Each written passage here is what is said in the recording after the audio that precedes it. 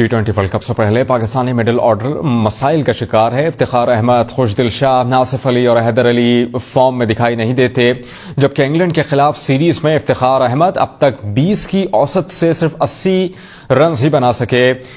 खुशदिल शाह ने भी 18 की औसत से 36 रन बनाए हैं, जबकि आसिफ अली 13 की औसत से सिर्फ 27 रन बना सके। हैदर अली ने भी 4 बार बैटिंग करते हुए सिर्फ 36 रन बनाए, जबकि शान मसूद भी 5 बार बैटिंग करते हुए सिर्फ 150 स्कोर कर सके।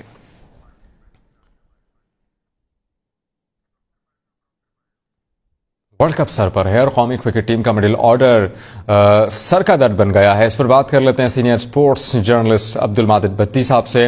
माजिद भट्टी साहब, आपके वक्त का बहुत शुक्रिया। बताइएगा, ओपनर कोच जो है वो कौमी क्रिकेट टीम को मिडिल ऑर्डर के हवाले से जो है वो बेहतर कारकर्दगी दिखा नहीं सके, इस पर आप क्या कहेंगे? देखिए, ये बड़ी मायूसकुन सूरत हाल है कि हमने होम ग्राउंड पर आज से पहले 6 T20 इंटरनेशनल खेल लिए और तकरीबन इतने ही मैच हमने दुबई और शारजा में एशिया कप के दौरान खेले थे, लेकिन हमारी मिडिल ऑर्डर मुसलसल स्ट्रगल कर रही है। अगर आप बाबर आजम और मोहम्मद रिजवान की परफॉर्मेंस को निकाल दें, जो टॉप ऑर्डर हमारे बैट्समैन हैं, तो मिडिल ऑर्डर तो मायूसियों के अलावा कुछ भी नहीं है। इवन अगर हम एशिया कप में भारत के खिलाफ मैच देखें तो वो मोहम्मद नवाज ने जितवाया। अफगानिस्तान का मैच करीब जरूर लेकर आ गए, लेकिन फिनिश नसीम ने किया।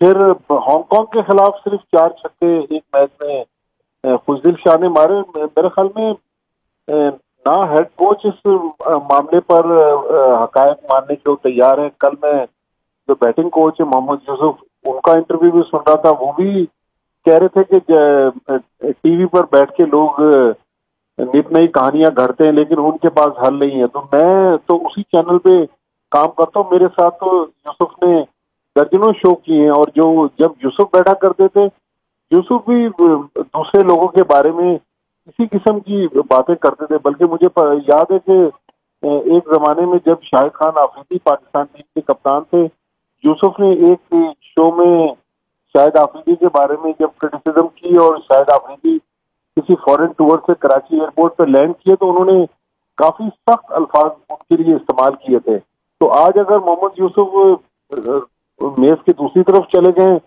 तो अब वो कह रहे हैं कि टीवी पर बैठ के लोग बात कर रहे हैं। टीवी पे तो देखिए, हम तो आईना दिखाते हैं। अगर किसी को आईने में अपनी शक्ल पसंद नहीं आ रही तो मीडिया तो कुछ नहीं कर सकता। लेकिन हकायत यही जो आपने बयान किए कि हमारे जो 5 के 5 बैट्समैन हैं, जिसमें शान मसूद को ले लें, हैदर अली, आसिफ अली, इफ्तिखार अहमद, खुशदिल शाह, इनकी परफॉर्मेंस ऐसी नहीं। और आज जब रात को मैच खत्म होगा तो उसके चंद घंटे बाद पाकिस्तान टीम ने मिशन वर्ल्ड कप के लिए प्रवास कर जाना है। पहले न्यूजीलैंड, वहां 3 कौमी टूर्नामेंट है। उसके बाद हमने 23 तारीख को वर्ल्ड कप का पहला मैच मेलबर्न में इंडिया के खिलाफ खेलना है। तो मेरा ख्याल में अगर टीम मैनेजमेंट समझती है कि यही 15 पाकिस्तान को वर्ल्ड कप की कैंपेन में अच्छा मकाम दिलवा सकते हैं, तो हमें तो खुशी होगी कि हमें गलत साबित करें। लेकिन अभी तक इनकी परफॉर्मेंस ऐसी नहीं है कि जिसकी हम तारीफ कर सकें। भट्टी साहब, शकील मुश्ताक पर तनकीद बढ़ने वालों को कहते हैं कि भरोसा रखें, सब्र रखें और उन्हीं खिलाड़ियों पर एतमाद करें। क्या ये कहना दुरुस्त है? आप क्या समझते हैं? देखिए, बिल्कुल कंसिस्टेंसी जो है वो बहुत जरूरी है, लेकिन कंसिस्टेंसी मेरे ख्याल में अगर एक बैट्समैन को हम 10 से 12 मैच दे दें और वो मुसलसल फेल हो रहा हो, तो उसके बाद तो कहीं ना कहीं तो उसका हमें हल तलाश करना है। देखिए, पाकिस्तान और यूएई की जो पिचेस हैं वो बैटिंग के लिए निस्बतन साजगार हैं। जब हम न्यूजीलैंड जाएंगे, फिर ऑस्ट्रेलिया जाएंगे, ऑस्ट्रेलिया न्यूजीलैंड की पिचेस ठीक है, T20 फॉर्मेट में वैसी पिचेस नहीं होंगी जैसी टेस्ट मैचेस में होती है, लेकिन फिर भी आसान पिचेस नहीं होती। तो मिडिल ऑर्डर, देखिए, मिडिल ऑर्डर में हमें एटलीस्ट एक ऐसा बैट्समैन चाहिए, चाहे वो शोएब मलिक हो, चाहे आजम खान हो, चाहे हारिस सोहेल हो। मैं उन लोगों के नाम ले रहा हूँ जो इस वक्त सोशल मीडिया पे और मीडिया पे सर्कुलेट कर रहे हैं, जिनके नाम अगर वो पाकिस्तान को फिनिश करके दे सकते हैं तो मेरे ख्याल में गलती तस्लीम करके अगर आगे बढ़ लिया जाए तो कोई बुराई नहीं है उसमें। लेकिन अगर खुदा न खास्ता हमने अच्छी परफॉर्मेंस न्यूजीलैंड में न दी, वर्ल्ड कप में डिजास्टर हो गया, तो फिर तो मेरे ख्याल में इन प्लेयर्स के साथ साथ टीम मैनेजमेंट को भी अपनी जगह बचाना मुश्किल हो जाएगा। ठीक है, अब्दुल माजिद भट्टी साहब, स्पोर्ट्स तजज़ियाकार, आपने वक्त दिया, बहुत शुक्रिया। मैं ज्वाइन कर रहे हैं मिर्जा इकबाल बेग साहब। मिर्जा साहब, ओपनर को छोड़कर कौमी क्रिकेट टीम को टॉप परेशानी का सामना है, जबकि फखर जमान और आसिफ अली, इफ्तिखार और खुशदिल पूरा साल नाकाम रहे। हैदर अली और शान मसूद भी नहीं चल पाए। आप क्या समझते हैं कि मिडिल ऑर्डर को मुस्तहकम करने के लिए मजीद क्या करना चाहिए? देखिए वहाब, अब तो यही मिडिल ऑर्डर हम खिलाएंगे, क्योंकि अब वर्ल्ड कप में बहुत कम दिन रह गए हैं और पाकिस्तानी टीम को परसों जो है न्यूजीलैंड रवाना होना है। तो मेरे ख्याल में इस मिडिल ऑर्डर में कोई तब्दीली जो है उसके इम्कानात कम नजर आते हैं।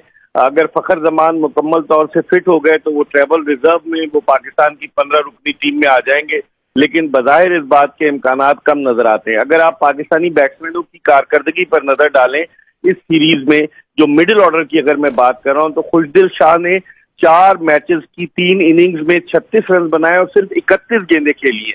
इसी तरह इफ्तिखार अहमद जो मैचेस काफी खेले, उन्होंने सिर्फ 59 गेंदों का सामना किया है।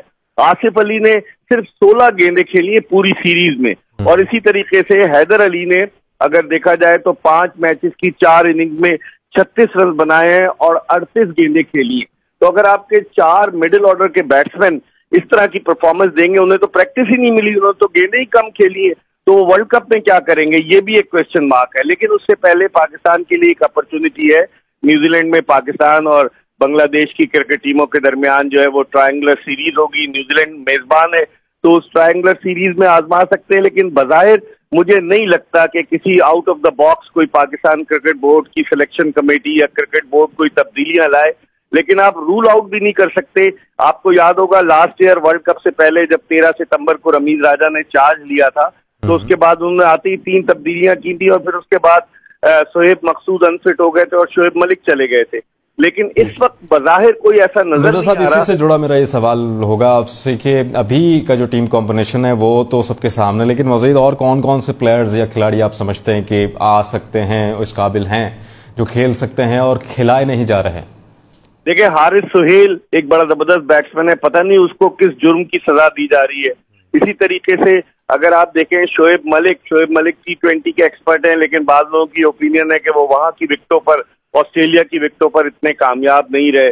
और यही मेरे ख्याल में प्लेज है 2-3, क्योंकि फिर इसके अलावा आपने बैकअप टैलेंट ही नहीं बनाया ना। जो चीफ सिलेक्टर हैं वो माशाल्लाह से वेरी वेल पेड हैं पीसीबी में, कोई बैकअप टैलेंट बता दें, वो खुद बता दें।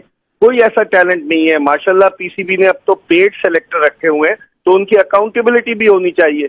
तो मैं समझता हूं कि मुझे मुश्किल नजर आता है, जिस तरह से चीफ सेलेक्टर भी कह चुके हैं कि इम्कानात कम है। रमीज राजा भी इस बात पर फर्म है कि पुराने खिलाड़ियों को नहीं लाया जाए, यानी कि शोएब मलिक को नहीं लाया जा सकता। तो इसका मतलब यही हुआ कि इन्हीं खिलाड़ियों पर हम इक्तफा करेंगे। ठीक है, मिर्जा इकबाल बेग साहब, स्पोर्ट्स तजज़ियाकार, आपने वक्त दिया, आपका बहुत शुक्रिया।